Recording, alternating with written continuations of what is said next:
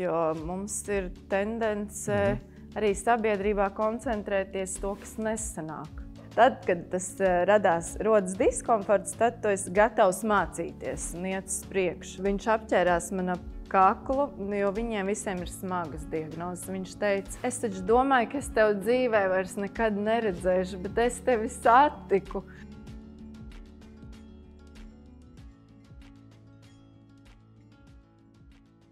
Šodien mums ir saruna ar zvaigzni. Tik tiešām zvaigzni, kas spīd.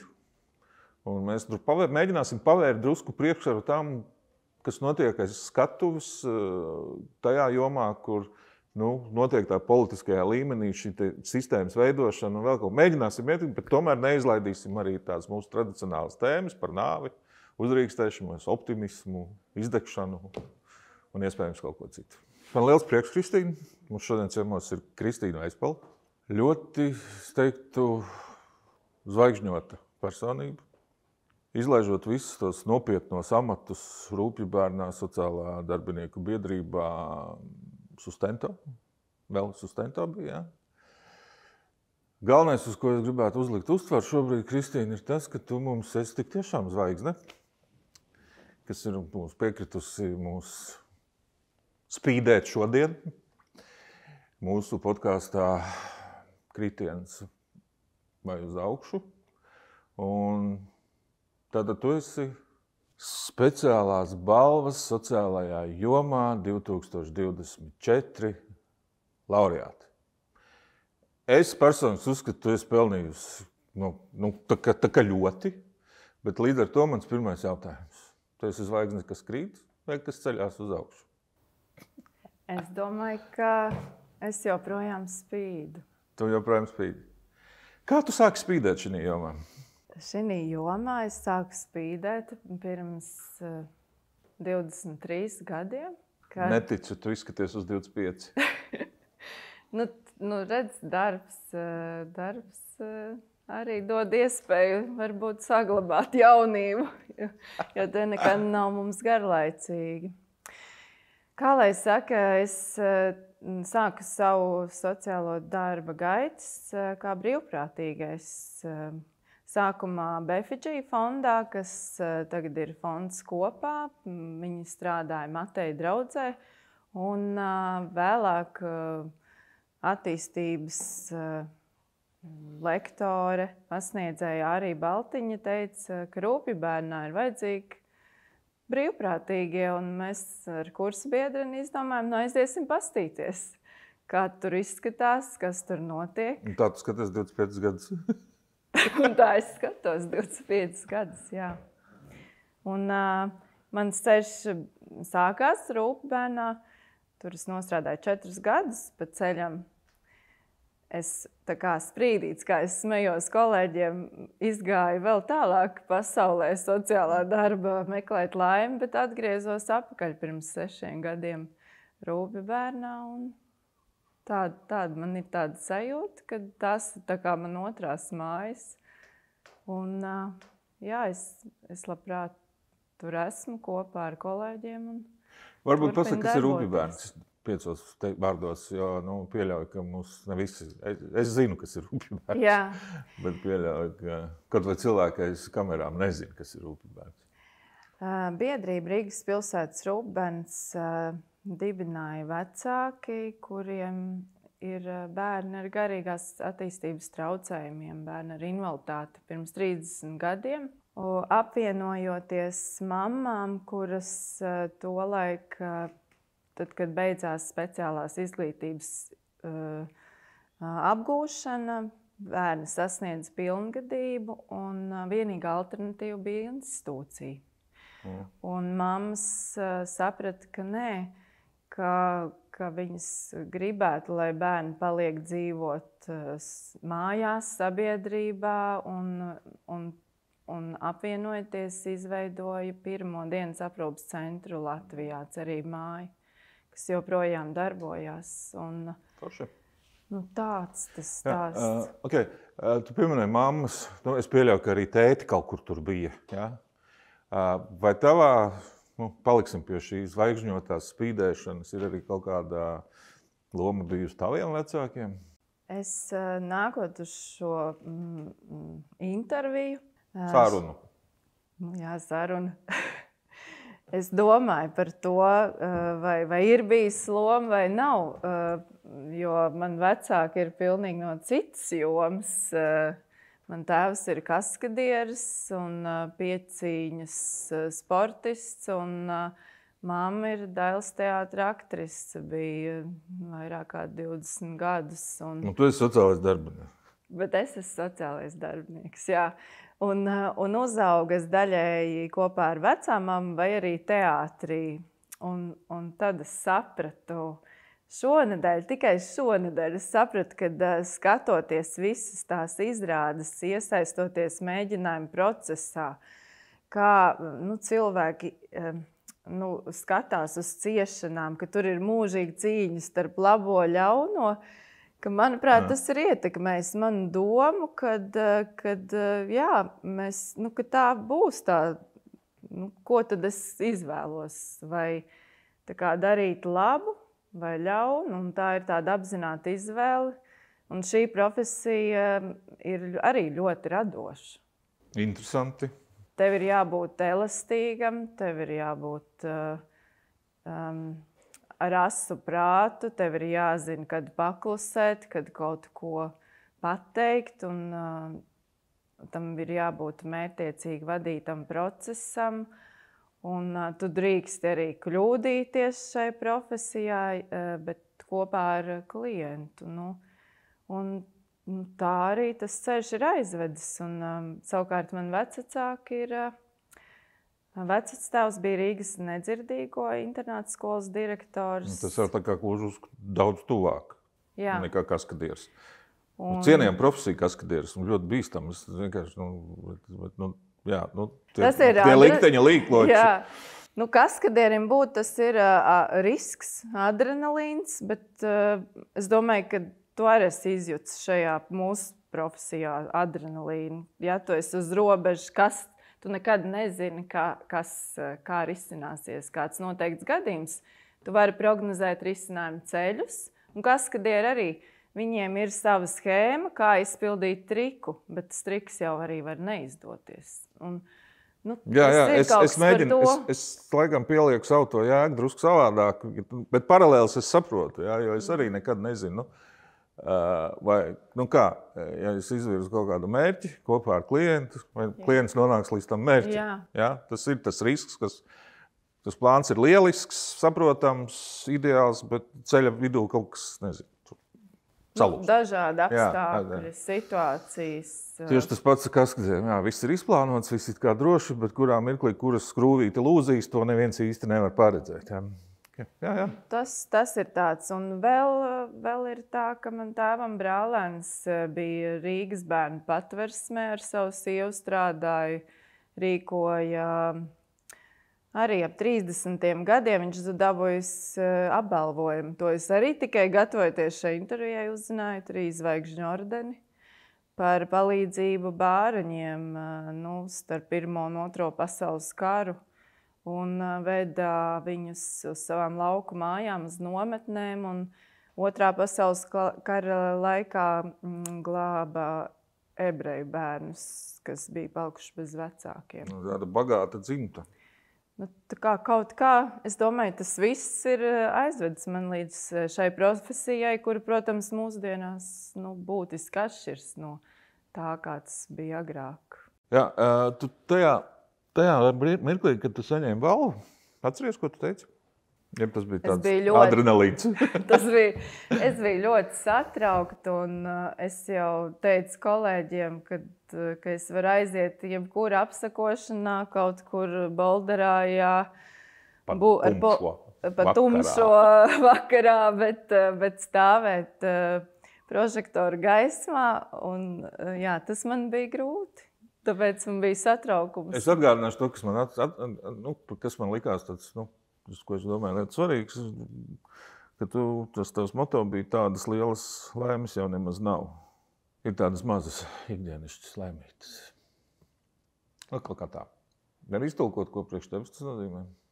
Priekš manis personīgi un profesionāli Īsnībā, ja mēs šodienas temats ir sociālais darbs, es domāju, ka tas nozīmē tie mazie soļi, kad cilvēkiem, ar kuriem mēs strādājam, kaut ko izdodas mainīt. Un mainīt kādu rīcības modeli, ieraudzīt kādu gaismas stariņu savā dzīvē, sakārtot kaut vai savas dzīves vietas jautājums un attiecību jautājumu, tas tāds ilgtermiņa. Bet tās ir tās mazās laimītes. Un viņas ir ļoti viegli nepamanīt, jo mums ir tendence arī sabiedrībā koncentrēties to, kas nesanāk. Nevis uz to, kas sanāk, bet uz to, kas nesanāk. Un mēs palaižam bieži vien garām tos mazos ikdienības, kā Imants Ziedonis saka, ne tikai laimīgs, bet ikdienības prieki. Ja? Un, tas varbūt ir arī tas, kas profesionāli stiprina to manu zvaigznītes gaismu, kā mēs tur sākām. To zvaigznīti. Tā es kaut kā izjūtu to. Es pieļauju, ka katram mums ir kaut kāds savs drusku. Sava asociācija. Sava asociācija, tieši tāpat kā šīm gleznām, kas mums ir apkārt. Ja? Katrs mēs kaut kā drusku savādāk, ja pavisam savādāk viņas redzam. Un tu pati nosauc sevi par zvaigznīti. Bet kas ir radījis šo zvaigzni? Tev ir kāda autoritāte šajā jomā? Tāda. Viņi var teikt, ko grib, darīt, ko grib, bet viņi dara pareizi. Kas īstenībā ir pareizi? Nav tāds pareizs. Nē, Rīgas laika formāta diskusiju mēs nesāksim. Ja? Bet man ir autoritātes, jā. Un vairāki cilvēki, kas ir bijuši līdzās un tieši profesijas ceļā, no kuriem es esmu ļoti daudz mācījusies. Vispirms tie ir mani kolēģi Rūpju bērnā, jo es atnācu, man bija tikko palikuši 19 gadi. Man likās, ka es varu izglābt pasauli. Un tad es sastapos ar realitāti, ar reālām grūtībām, un kolēģi man mācīja, kā strādāt, kā komunicēt. Un es domāju, ka mūsu biedrības dibinātāji arī Biruta Grāve, kur ir mamma, vienai no mūsu klientēm, viņa arī ļoti daudz ko mācīja kā mamma, jo viņai absolūti nebija nekādas saistības ar sociālo darbu. Bet no skolotājiem es tiešām gribu pieminēt Āriju Baltiņu ar savu to spēku un spēju pateikt konkrēti, nosaukt lietas, kā viņas ir, un radīt to diskomfortu tev. Kad tu neesi... Radīt diskomfortu? Jā, jo tad, kad tas rodas diskomforts, tad tu esi gatavs mācīties un iet uz priekšu. Kad tu esi apmierināts ar pilnībā, es esmu tā kā, gudrs, un tad apstājas tā izaugsme. Un otrā arī ir Ārija Martukāne, ar kuru mēs esam kopā izēduši pudu sāles, realizējot dažādus projektus, interešu aizstāvības aktivitātes un brīvprātīgi darot darbu dienās, naktīs, brīvdienās. Un vēl joprojām, kad paliek grūti, tad tie ir cilvēki, kam var, drīkst un vajag uzzvanīt. Un man liela autoritāte arī bija Laila Riekstiņa, ar kuru es strādāju 4 gadus kopā. Un viņas tāds iedvesmojošākais citāts ir, kad es gāju atkal teikt, ārprāt, cik viss ir briesmīgi un šausmas, un atkal ir kārtējais gadījums tāds, kur prāts atsakās pieņemt. Un neizdodas nekādu to risināt. Viņa teica, tas ir process, kurā mēs esam, un ja visi ir apmierināti un priecīgi ar to, ko tu dari, tas nozīmē, ka tu neko nedari. Ja visi saka, ka tu labi dari, Nu, tā kā, kad, tad tu neko nedari. Jā, Es tā, tāpēc, ka tas nozīmē, ka cilvēki nepiekrīt tavam viedoklim. Ja tu ej ar kaut kādu ideju un nav nekādas pretestības, tad tas nav svarīgi, tas nav aktuāli. Tātad tev ir jārosina kaut kāda diskusija. Un, man ir cita pieredze. Es mēģinu, laikam, es teikšu tā, es nojaušu, ko tu gribi man pateikt, un es tev piekrītu. Ja? Jā, bet man savā dzīvē ir bijusi cita pieredze.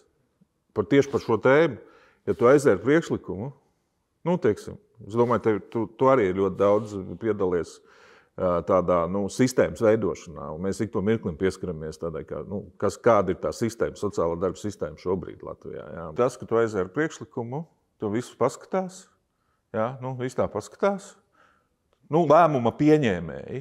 Es jau neesmu lēmuma pieņēmējs. Ja? Es aizēju ar savu ideju kā realizētājs, kā cilvēks, kas strādā ar šīm lietām. Saka, man forši būtu, ja būtu šitā. Saka, jā, ļoti labi, liels paldies tev. Un tad, kad iznāk tas normatīvais akts, profesija regulēta, ja? Un tu tā, kas tas bija? Kas tas tāds tagad ir? Man ir tā, kad man ir tāds azarts saprast, kāpēc mani nesaprata. Es tev varu pateikt. Man ir vienkārši atbildi. Nav ko sarežģīt lietas. Naudas nav, bet jūs turaties. Jā un nē. Labi, pastāsti, kāpēc nē. Tas varbūt tas, ko mazāk kolēģi arī zina, un es ļoti daudz veltu tieši darbam, arī interešu aizstāvībai. Tas nozīmē, ka tas ir Pasaka, lūdzu, pāris vārdus. Mums jādomā par to, ka iespējams mums dzirdēs arī cilvēks, kas nenāk no sociālās jomas. Atver, lūdzu, šīs jomā saprot. Interešu aizstāvība, tas ir kas? Interešu aizstāvība, tas ir tas, ka tu pārstāv, piemēram, konkrētas mērķa grupas vai profesijas intereses. Piemēram, mēs sociālo darbinieku biedrība esam klasiska interešu aizstāvības organizācija. Mēs apkopojam prakses vajadzības, problēmas un nākam ar priekšlikumiem, kā viņas varētu risināt. Bet šis ceļš prasa citreiz 10 gadus, citreiz 20, citreiz vairāk. Tāds piemērs ir šis deinstitucionalizācijas projekts. Ja? Tas arī sākās viss ar sākotnēji ar interešu aizstāvību par to, ka cilvēkam ir tiesības un jānodrošina iespēja dzīvot sabiedrībā. Ja?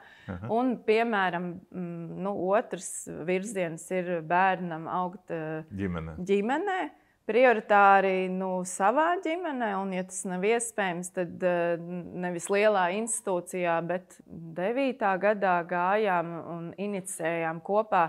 Bija Kaspars Jasinkevičs, SOS ciemati, sociālo pakalpojumu aģentūra, arī Martukāne un izveidojam alternatīvās bērnu aprūpes aliansi.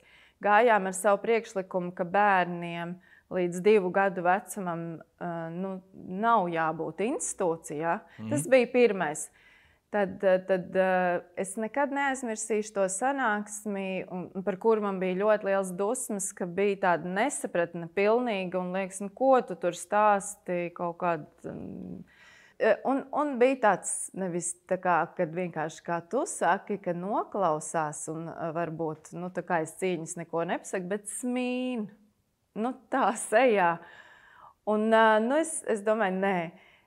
Kaut kāds iemesls tam smīnam ir, varbūt tas tomēr, varbūt nepietiek zināšanas, varbūt nav informācijas, varbūt tā ir kaut kāda aizsarga reakcija, jo visi zina, ka nav naudas un ir grūti kaut ko mainīt. Bet mēs nonācam pie saknes. Bet tas process jau naudas šos 20 gadus pēdējos ir ieguldīta, manuprāt, ļoti daudz salīdzinoši to, kā mēs strādājām pirms 20 gadiem, ar kādiem resursiem, ar cik cilvēkiem, ar kādām izglītībām. Es domāju, ka, ja tādā ilgākā laika posmā paskatās, tad tomēr ir jēga arī katrai tai sanāksmei, kas neizdodas.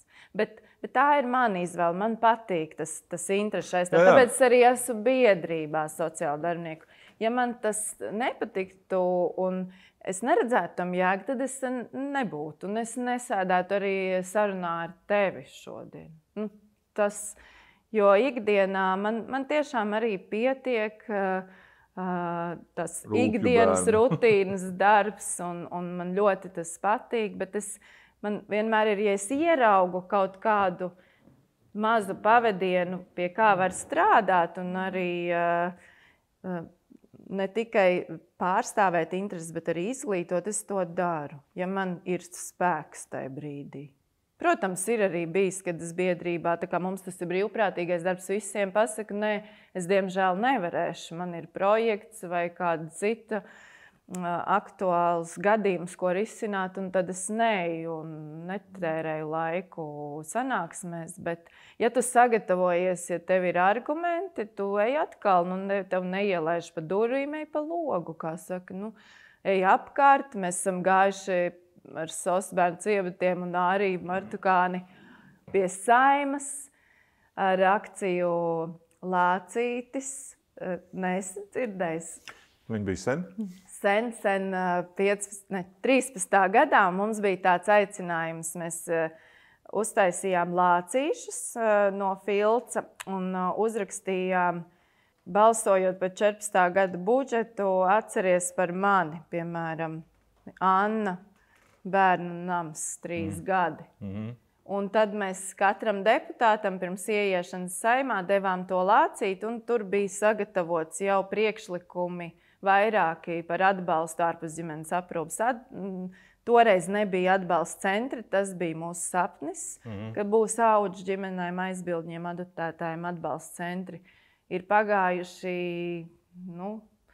10 vairāk gadi, un tie centri darbojās. Ir vairākas organizācijas iesaistījušās šo ideju tālāk nesušas. Un man liekas, tas ir kaut kas tāds, tas ir kolosāli, ka tu atrod vēl dombiedrus, jo tu jau viens nevar neko izdarīt. Tā ir vēl viena lieta, kas baigi ik pa mirkli mūsu sarunās rezonē. Tas, kad es tā, mēģinot noformulēt savus sajūtas, klausoties tevī, kas ir tās lietas. Tad savā ziņā kaut kāds tāds ļoti jauks naivums, ka man izdosies.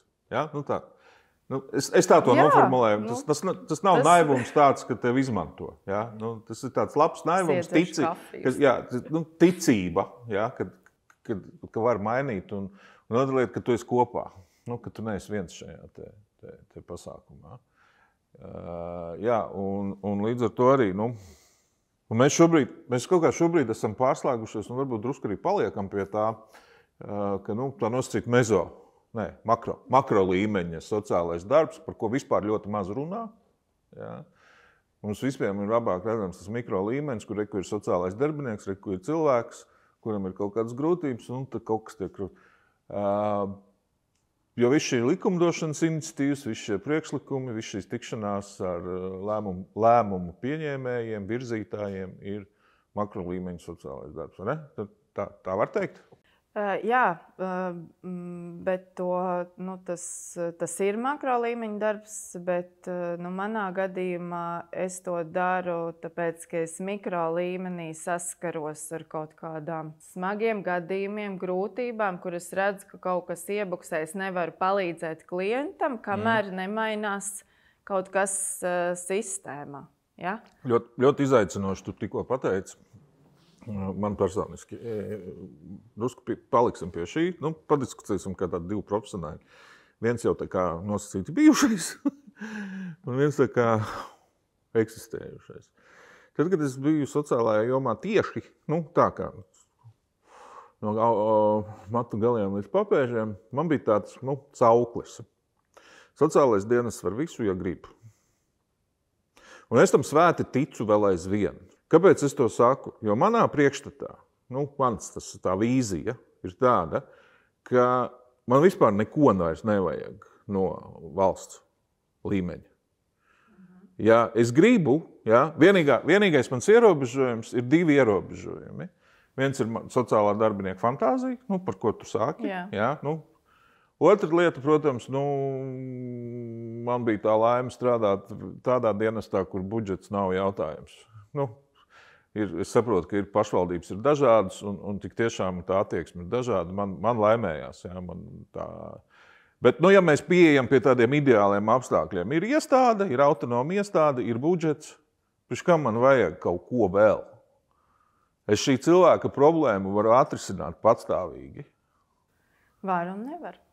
Var, vienmēr var, ja grib. Es izstāstīšu, kāpēc nevar. Pārliecini man, ka nevar. Bet, jāsaka tā, kamēr es kā sprīdītis klejoju, tad es 4,5 gadus biju arī Madonā sociālas palīdzības, sociāla darba nodaļas vadītāja. Un tas ir pietiekoši... Ja 2 pretrunīgu lietu pasākumu vadīja, 2 savstarpēji izslēdzošas lietas. Bet tas bija tajā laikā tā bija. Un pietiekoši liels novads ar 14 pagastiem, lielu lauku teritoriju un arī pilsētu. Un tajā laikā Madonas novadā nebija nekādi sociālie pakalpojumi papildus dienesta darbam un saturam, kā tikai ilgstoša aprūpe senioriem un bērnu ārpusģimenes aprūpes iestāde. Ja? Un tā bija klasika, ka daudzās pašvaldībās. Un es vienkārši atnācu no Rīgas ar tādu, tagad būs.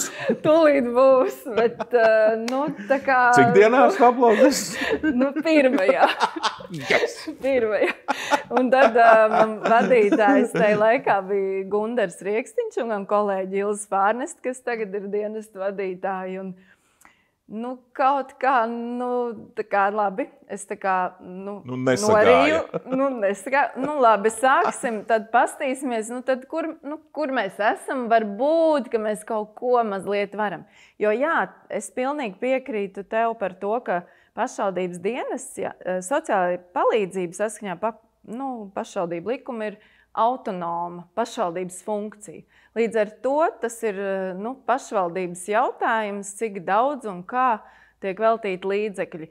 Tas, ko mēs darījām ar dienesta kolēģiem, mums bija iespēja piedalīties, jo tur nav, tā kā Rīgā ir 2 līmeņu pārvalde, ir vēl labklājības departaments, te bija pa tiešo dienestu vadītājs iet uz sociālo jautājumu komiteju, pēc tam uz domi un ar kaut kādu jautājumu. Un bija vienreiz, man bija jāiet uz domu vadītāja vietā, un mums bija jārunā par algām. Un es tur sagatavoju tādu, ka mums vajag tik un tik vēl klāt vakances un tādi atalgojuma līmeņi, un runāju.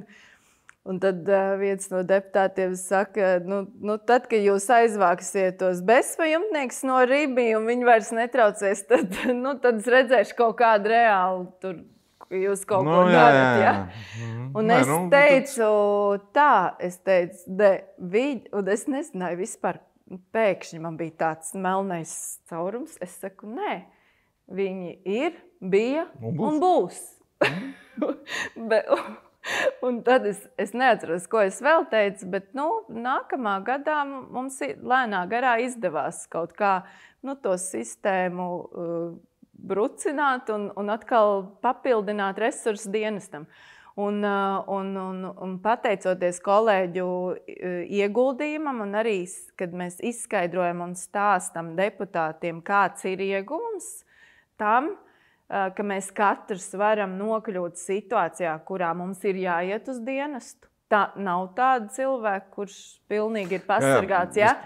Un tas nav tikai vispārīgas frāzes, ir reāli arī, kad nonāk līdz reāliem gadījumiem, tad arī rodas tā domāšana, bet tas arī tie ir daudzi gadi. Un šobrīd kolēģi Madonā ir sadarbībā ar pašvaldību tiešām panākuši, ka ir visa veida pakalpojumi.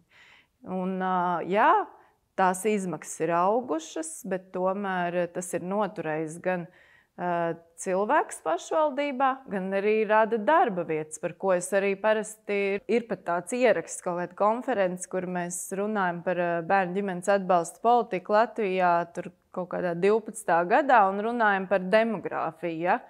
Un tad vienkārši viss sēdēja un klausījās, ko tur tas... Viņi jau neko nesaprot. Kas un kāds tur mums viss ir. Tagad jau ir pa vēlu runāt par demogrāfiju. Mēs jau nevaram. Un tas mans uzskats tāds, kamēr mēs nevaram parūpēties par bērniem, kas ir šeit un tagad, mēs nevaram solīt kaut kādas tur lejputrī uz priekšu. Mums ir jāspēj. Mums ir tik maz bērnu, un mēs ar viņiem nevaram palīdzēt. Ja? Ģimenēm nevaram palīdzēt, skolas sistēma viņus met ārā uz mēnesi par sliktu uzvedību un atstāja ģimeni bez atbalsta. Ja? Nerausti mani tagad. Citādi mēs līdz apmainīsimies krēsliem. Nē, tā. Bet tas ir tas atkal man urda. Meklēt, ko es varu līdzdarboties, lai kaut vienu no tām sistēmas elementiem mainītu. Man ir arī mazi bērni, un es to arī savā ziņā daru viņu dēļ, jo es gribu, lai viņi aug sabiedrībā, kur izpratnes līmenis par to, kas ir atbalsts, ir tomēr, kad ir lielāks. Nevis, kad mēs visu laiku kritizēt ir visvieglākais, ko var darīt. Kā kritizēt? Saprot, kas ir kritika? Ja mēs pieņemsim šodien, paskatoties apkārt, lai es atrastu labu ziņu, kaut kādu sasniegumu, man ir jāpieliek pūles. Ja? Es atveru jebkuru ziņu portālu, Twitteri, Facebooku, ko es ieraugu pilns ar visu laiku tiek kaut kas runāt. Tagad arī tas ir kaut kāds iemesls tur tam ir, bet tātad, ja es to nevaru mainīt, labi, ir vajadzīgi 3-4 speciālisti. Tātad, ko esot šeit tagad, tu bāriņtiesā, es Rūpibērnā vai mēs biedrībā, sociāla darbinieku, kas ir konkrēti, ko mēs varam argumentēt, nevis pieņēmumu formā. Man ļoti patīk kritiskā domāšana, tas modelis, kad ir mani pieņēmumi par kaut ko, mana pieredze darbā, personīgi. Ir kaut kādi fakti, kas tos pieņēmumus apstiprina vai noliedz. Es varu arī nezināt visus faktus. Un tad ir argumentācija. Un jautājums ir par to, par argumentāciju. Un vai es esmu gatavs veltīt laiku? Kas ir, mēs neesam vienkārši cilvēki, mēs esam sociāla darba speciālisti, ja? Es šobrīd bāriņtiesā, es esmu sociālais darbinieks, kurš veic vairāk administratīvas projektu vadības funkcijas un pakalpojumu. Bet es arī pēc izglītības un savā ziņā domāšanas es arī esmu sociālais darbinieks. Un tad, to jau nevar izslēgt. Tad ko atšķir vienkārši cilvēku no konkrētas profesijas, ka tur ir jābūt šiem elementiem, ir jābūt kaut kāda analīzei par to, vai tas ir sabiedrībā aktuāls noteiktā vietā, vai tas ir mērķa grupas vajadzības, vai mani pieņēmumi par mērķa grupas vajadzībām. Tur ir atšķirība. Tu nosauc tik sarežģītas lietas, es atsakos šito saprast, bet palīdz man saprast vēl vienu lietu. Un es domāju arī, tiem klausītājiem, kas ir. Mēs atšķirībā no citiem stāstiem, Kristīna, esam aizlidojuši, uzlidojuši drusku augstāk. Nekluži, kosmosā vēl gluži nē, bet tur kaut kur stratosfērā. Nē, mēs runājam par tādiem netieši, tu tā ļoti toleranti, korekti, nesaucot nevienu vārdā, es tam mēģinot kaut kādus uzvārdus un iestādes saukt, ja. Bet mēs runājam īstenībā par politiku, bet nevis politiķiem. Bet par valsts politiku. Par bērniem, par rūpju bērniem. Mūsu praksi. Jā, šis pirmais, mēs tā pirmo reizi esam ielidojuši tādos līmeņos, paldies tev to. Kāda tur jēga tam? Jo tu pati mini 10, 20, 30 gadi. Jā, tā ir.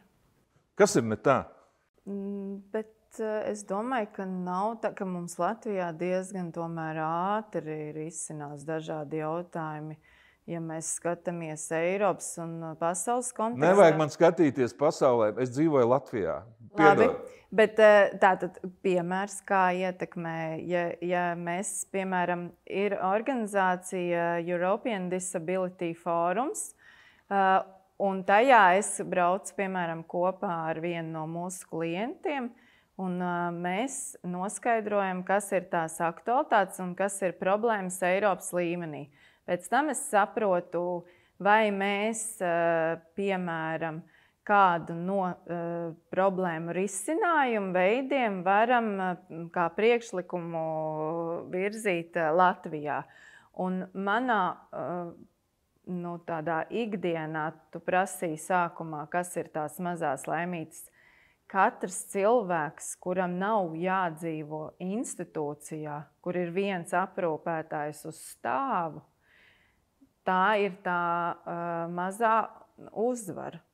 Un tad, bet tas ir viss saistīts. Mēs nevaram pilnībā atrauti strādāt, jo tad mēs ļoti ātri arī, ko es redzu kolēģos, mēs izdegam, padodamies, jo mēs nejūtam, ka mēs varam kaut ko ietekmēt. Paldies tev, izdegšana. Tā ir mūsu profesijas un mūsu jomas. Viena arī tādām pavadonēm, satelītiem. Kas priekš tevis tas ir? Kā tu vari pateikt? Pat esi piedzīvojis vispār? Tā kā jā. Okay. Jā. Pēc Madonas 4 gadiem. Nē, Madona bija tieši es atjaunojos. Tieši tad pirms Madonas. Jā, nē. Sveiciens Madona rehabilitācijas iestādē ar Madonas sociālais dienests. Paldies kolēģiem, kas aizvilka realitātē. Jā, tādā skarbā. Labi, pajokojām drusku. Bet nē, es izdegu no šī interešu aizstāvības darba, kad tu ej un tevi nedzird. Un tu vienā brīdī tev psihoemocionāli un arī fiziski tas vezums liekas par smagu, kāpēc es to daru, un ja nav atbildes. Tas jau tikai normāla tāda reakcija.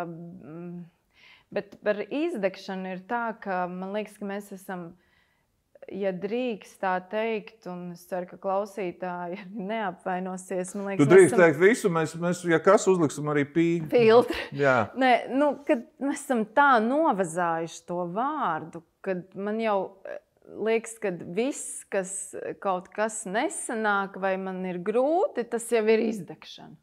Jebkuras grūtības mēs saucam par izdegšanu. Jā, kas tā nav. Praktiski izdegšana ir tātad arī slimību klasifikatorā šobrīd. Un pie izdegšanas tie riski, kas ir kombinējis personīgā, individuālā krīze vai kaut kāda ģimenes apstākļi vai citi, un profesionālā. Un patiesībā tas noved, visātrākais ceļš uz izdegšanu ir, ja es nekontrolēju to darba apjomu, kādu es veicu, man nav iespējas pateikt, ka es veicu un samazināt viņu. Ja? Bet skaidrs ir tas, ka es vienmēr arī tomēr nevajag ieiet tajā upuru pozīcijām, bet teikt, visi es tagad degu, glābiet mani, bet es neeju prom. Tev ir kaut kādā brīdī, ja tu nespēji atjaunoties tur, kur tu esi, tev ir jānorauj stopkrāns. Un tev ir jāsaprot, sākumā jāsāk ar sevi, un kas ir tie soļi, ko tu spēr. Bet vienkārši tagad izdegšanas profilaksei, atpazīstot personīgos faktorus, ko es varu ieteikt kolēģiem, tā ir psihoterapija. Ja tu jūti, ka tavi personīgie iepriekšējā traumatiski pieredzē vēl kaut kas, man tas ir palīdzējis. Man ir bijis arī smags gadījums praksē, kur klients izdara slepkavību, ar ko es netiku galā, jo tev tā sajūta ir, ka tu esi tā kā piedalījies līdzgaitnieks. Un tev ir tie jautājumi, ko es varēju darīt savādāk, lai tas nebūtu. Ja? Un tad ir tas stop, jā, jo ir jautājumi, uz kuriem nekad nebūs atbildes, un ir arī jautājumi, kur nav jāuzdod. Un tas ir par to atbildību. Un tad, kad es galīgi vairs jūtu, kad man viss jau kaitina, man gribas kādam pateikt, tās. bija.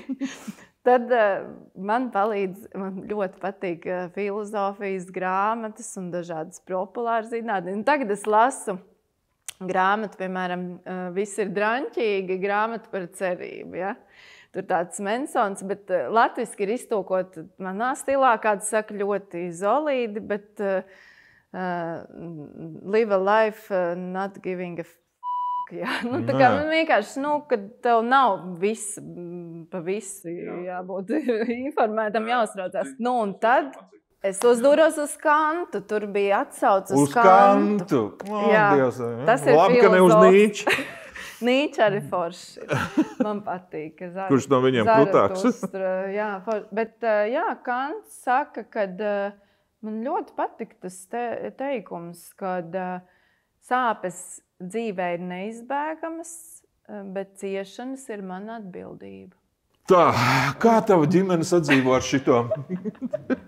Bet labi, bet par ģimeni nopietni. Zinu, tev ir jauka, mīļa, vismaz tu rādi jauku. Ir, jā. Es viņas tā kā saudzēju kas nav mamma mazāk. Un tētis. Kā tu tiec, kā viņi ar tevi tiek galā, kā jūs tur sadzīvojat? Tu man tik aktīva pasaules glābēja, sava ceļa gājēja. Man bērni arī nāk līdzi visu kaut kur uz aktivitātēm darbā. Un, es viņus iesaistu un mācu un stāstīju arī uz skolu, vadu nodarbības skolēniem par to, kas ir sociālais darbs. Un to es redzu, es dēlam prasīju, vai tu gribi, lai es aizēju? Viņš saka, jā, mamma, es gribu.